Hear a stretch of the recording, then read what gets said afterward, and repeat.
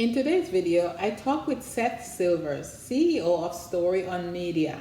We talked about how businesses can use a podcast to connect with their clients. Hi, I'm Jennifer.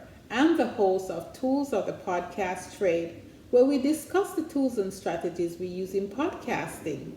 I also help new podcasters, including nonprofits, start and grow their podcasts. If this video resonates with you, please leave me a comment below. Also, please subscribe so I can create more videos like this. Thank you for watching. Don't forget to ring that notification bell so you'll know when I upload a new video. Thank you.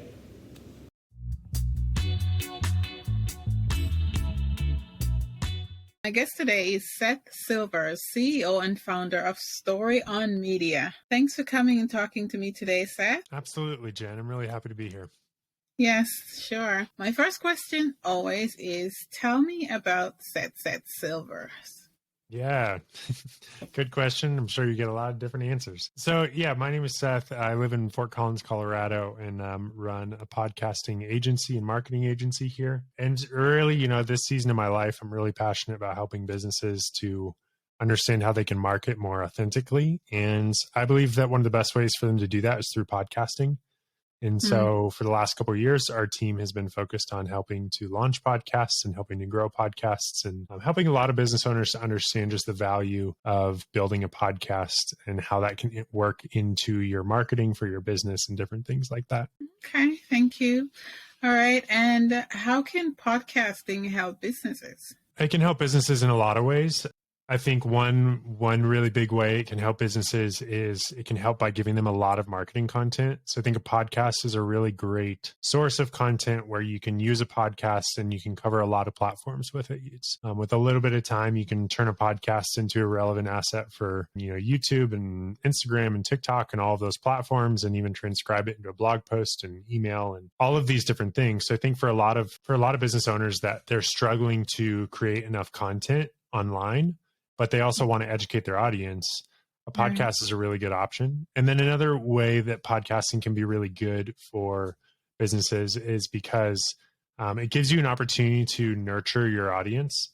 Every business kind of has like a fringe audience where they haven't necessarily bought from you. They're not one of your customers, but they know who you are, or they know who your customers are. And so a podcast isn't meant to just be a sales pitch, but it can be a place where you kind of create a watering hole for your dream client, for your dream audience. And so it's a really good place to kind of show your community that you want to provide value for them. And a lot of businesses want to educate people. They want to inspire people, but they don't know how to do it. And so I think a podcast is a really good way for businesses to be able to really move their kind of fringe audience down that path to where when they want value, when they want answers to questions, they're gonna come to you and your podcast for it. Yeah, that makes sense. I like the analogy of the watering hole.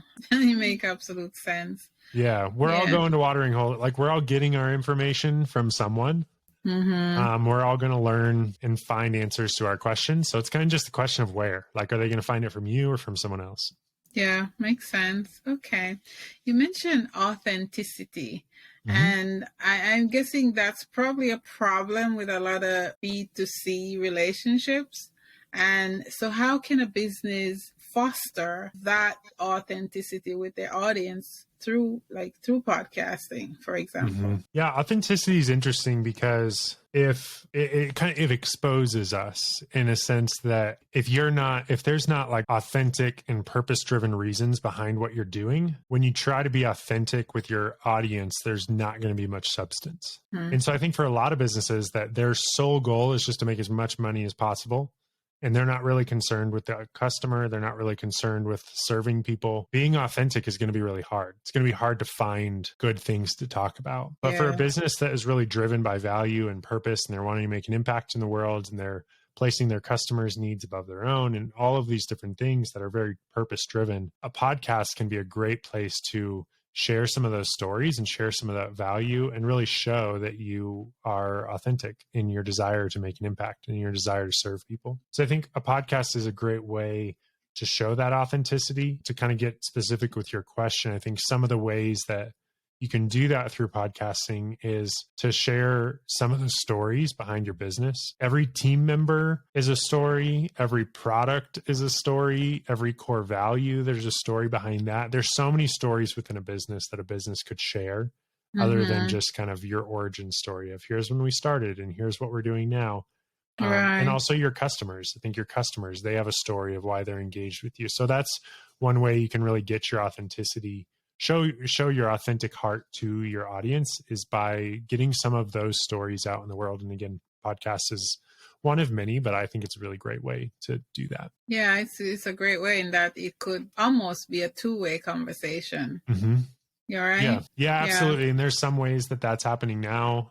For the last year or so, we've been working with the team at Fireside Chat, which is one of Mark Cuban's companies. And we've been experimenting with more live podcasts a lot. And so some of the podcasts that we've been doing, it is a live show every single week. And it's a place where the audience can interact and the audience can bring their questions and the audience can give their 2 cents. And so, it very much does become a two-way conversation. And I think that's only going to become more and more popular. Right. Yeah. Sounds good. Yeah. And why should businesses tell more stories? I mean, our customers know who we are, and hopefully, and they know what we do. So why is storytelling important? Well, probably because most people don't know. I would push back and say, I bet you most people don't know what you do. And I bet you that there's people that even are in your close circle, Jen, that they probably think they know what you do. But if you ask people around you, like, hey, what do I do for a living? It would be interesting what answers you get. And so I think as business owners, we make this assumption that everybody knows what we do. And I don't think that's always true. And so a podcast is, it's a good way for people to be able to understand your story and really have some clarity around what you do. There's a lot of businesses that they don't want to tell stories. And that's fine. You don't have to. But I think that, the people that we work with the best are ones that they're wanting to make an impact. They're wanting to grow their business and they're wanting to do it in a pretty authentic way. And, culturally right now, I think people are realizing we have access to so many good stories. And so people want to know your story. There's plenty of data out there that says that your customers want to know your story. And if it comes down to them picking a brand that they don't know the story of and a brand that they do know the story of, people will actually pay more and they'll switch brands to a company that they know the story and they can trust them. So even if people have been using you for years, if somebody else comes along and they're more connected to their story, then people are going to be okay with switching. Yes. Yeah. I guess it's that emotional connection that you build with that brand or company, right? Yeah, it is. I mean, it is the emotional connection. We look in our own life and we realize a lot of times the people that we are closest with are the people that we've spent the most time with. And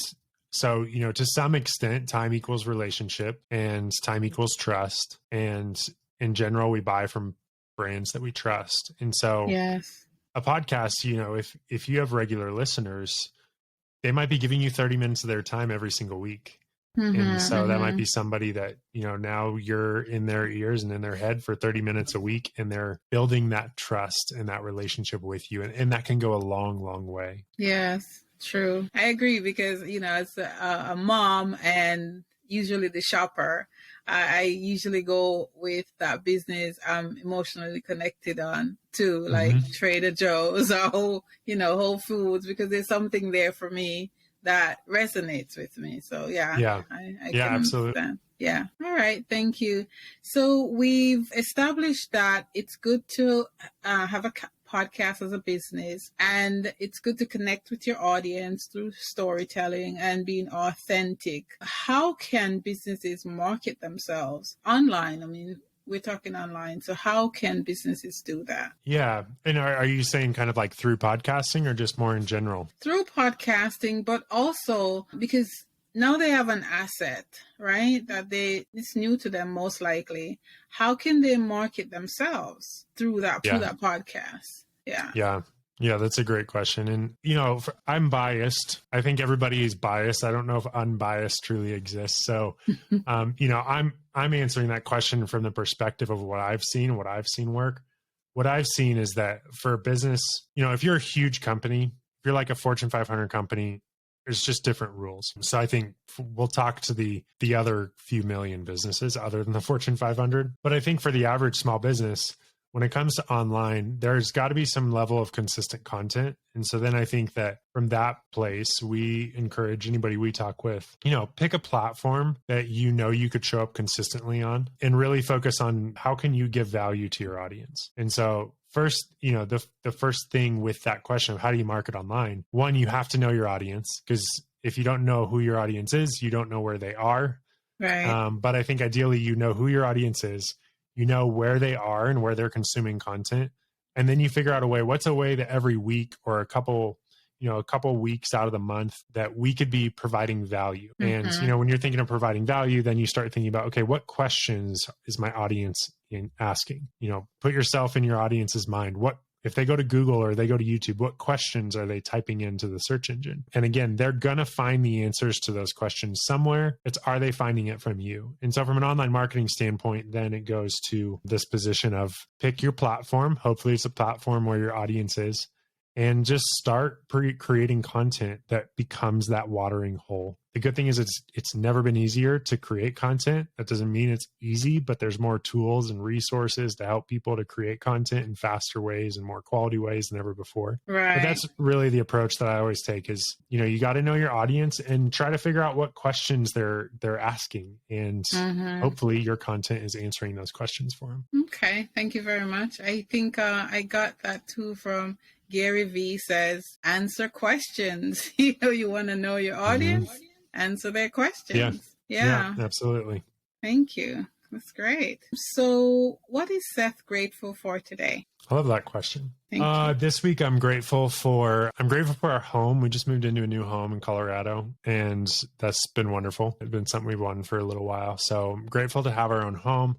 I'm also really grateful to the last couple of weeks. I got to, I was with a bunch of podcasters at a podcasting conference in LA, and then with one of my clients. So that was a really great time, and I'm grateful for that. But I'm also grateful to be home. I'm grateful that I'm not going anywhere this week, that I can have some time to download some of what I've been learning and just some time to kind of recalibrate. So those are some things I'm grateful for off the top of my head. I also have the opportunity to be close to family, and so get to see family every week, and that's something I find myself very grateful for as well, because I know not everybody has that opportunity. All right, thank you very much for sharing. And it must be beautiful out in Colorado right now, or it is. At least it's it will incredibly be windy today, and I hate the wind. Yeah, so I'm not grateful for the wind. And the next few days are just supposed to be absurdly windy, so I'm not looking forward to that. But I can look out my windows and see the mountains from there. So, yeah, I've passed through there on Amtrak, so I know.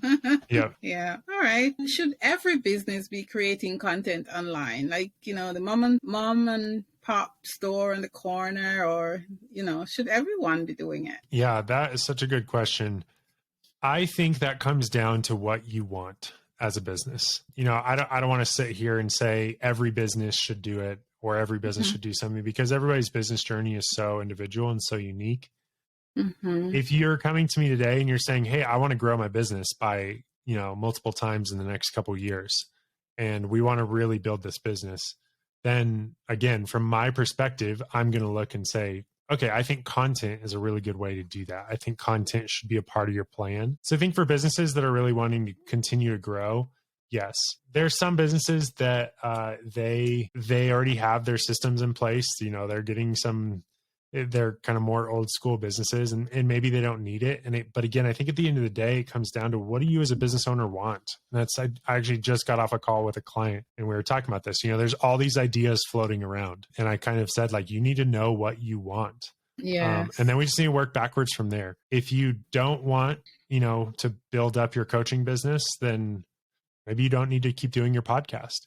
But if you're wanting to keep building up your coaching business and keep building up an online audience, then, a podcast should probably be a part of that solution. So I think at the end of the day, it really comes down to what a business owner wants. But if you're wanting to grow your business and you're wanting to do that in the modern age, then I think that content will help you much more than it will hurt you. Okay. All right. Thank you. That sounds useful and a good place to start, right? All right. So being that the show targets podcasters, as it relates to content, having a content strategy and marketing your business or your endeavor, whatever it is you're doing, give one piece of advice to a podcaster. Think of the new podcaster or the fledgling podcaster. Yeah, that's a great question. And I've been thinking about this a lot because we're kind of always analyzing this with clients, but then also, we were just together with about 1,500 podcasters in LA, and everybody wants to know, how do you grow your show? How do you get more listens, and how do you monetize and make money in different things? I think my answer 2 years ago or 3 years ago would have been different than it is today. I think a couple years back, there was less competition, and you simply having a show meant a lot more than it does today. I think what we're running into now is that having a consistent show is no longer enough. You can't just have a show and expect your show to be very successful. We've seen that there's kind of three. Now you asked for one bit of advice, but this is our kind of like our framework that we're walking through with our clients. Is any podcast needs to have three elements, and these sound simple, but most podcasts don't have all three of these. And so the first one is consistency. I think every podcast obviously needs to be consistent. You need to continue showing up. The second one is there's got to be some kind of offer. And again, I'm probably speaking more to podcasters that are they have business goals on the back end of their podcast, or they're wanting to make more of a professional podcast or a career podcast. Hobbyist podcasts are amazing, but this might not apply to them because they might not care if they make money from it. But I think you have to have a consistent show. You have to have some kind of an offer that takes your listeners from podcast to offline, to where you can communicate with them off of the podcast. And then the third piece is you have to get your show in front of new people. And that's one thing, like every month, that might look like being on other podcasts, something like this. That might look like speaking at events. It might look like online advertising. It might look like you messaging people every day and asking them to listen to your show. But those three elements are really what we're building our strategies around right now. Is yes, consistency, but consistency is no longer enough. We need to have a really good offer that provides real value to your audience and that takes them off show. And then you need to be figuring out what are some ways that you can get your show so that in front of new eyeballs, so that every month, at least some new eyeballs are seeing your show every month. And so that's kind of the advice I would leave with the listeners is really to focus on that. Yeah. Thank you very much. Thank you. And how can we get in touch with you? Yeah, absolutely. So the best place to find me and the work that we're doing is just successwithstories.com. That's our website. Again, that's successwithstories.com. There you can get in touch with our team. I'm pretty much on any social platform, just at Seth Silvers, first and last name. You shouldn't have to try too hard to find me on those platforms. And then you can also go and check out our podcast, which is called the Small Business Storytellers. That's where we're really featuring different stories of small businesses around the country that you've probably never heard of, and really showing the passion and the drive behind some of the small businesses that are working really hard and doing really great things, honestly, all around the world. We have international guests as well. So you can find the Small Business Storytellers on any podcasting platform. Okay. All right. And I'll put those links in the show notes. I'd like to listen to that podcast as well. Yeah, wonderful. Yeah. Sure. Thank you. Thank you very much, Seth Silvers, for coming and speaking to us today. Anything else? No, just thank you. Thank you for the opportunity to be here. And look forward to talking with some of your listeners, but also appreciate what you're doing with this show. And thank you so much for the invitation. Sure. Thank you for coming.